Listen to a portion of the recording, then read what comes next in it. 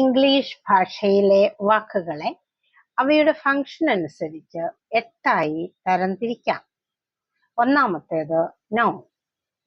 വസ്തുക്കളുടെയോ ആളുകളുടെയോ ജീവികളുടെയോ ആശയങ്ങളുടെയോ പേരുകൾ ആണ് നൗൺ എന്ന വിഭാഗത്തിൽ പെടുന്നത്. പേരുകളെ സൂചിപ്പിക്കുന്ന പദങ്ങളാണ് നൗണുകൾ. രണ്ടാമത്തേത് പ്രോനൗൺ.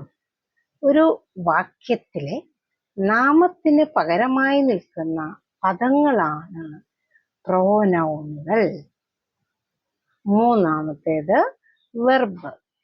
വെർബ് എന്ന് പറഞ്ഞാൽ ഒരു വാക്യത്തിലെ പ്രവൃത്തിയെയോ അല്ലെങ്കിൽ ആക്ഷനെയോ അവസ്ഥയെയോ സൂചിപ്പിക്കാൻ ഉപയോഗിക്കുന്ന പദം. നാലാമത്തേത് ആഡ്വർബ്.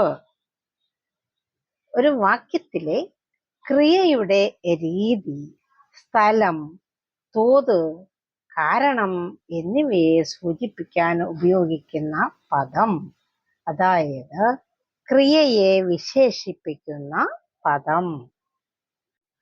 അഞ്ചാമത്തേത് അഡ്ജക്റ്റീവ്. നാമത്തിന്റെ ഗുണം, സ്വഭാവം, അവസ്ഥ എന്നിവയെ സൂചിപ്പിക്കാൻ ഉപയോഗിക്കുന്ന പദമാണ് അഡ്ജക്റ്റീവ്.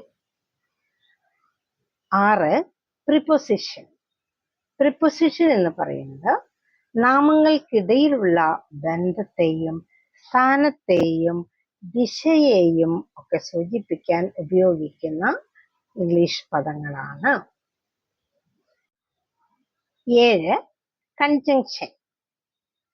വാക്യങ്ങളെയോ പദങ്ങളെയോ ബന്ധിപ്പിക്കാൻ ഉപയോഗിക്കുന്ന പദങ്ങളാണ് കൺജങ്ഷൻ. 8. ഇന്റർജെക്ഷൻ. സന്തോഷം വരുമ്പോഴും സങ്കടം, അതിശയം എന്നിവ വരുമ്പോഴും പ്രകടിപ്പിക്കാൻ ഉപയോഗിക്കുന്ന പദങ്ങളാണ് ഇന്റർജെക്ഷൻ എന്ന വിഭാഗത്തിൽ പെടുന്നത്.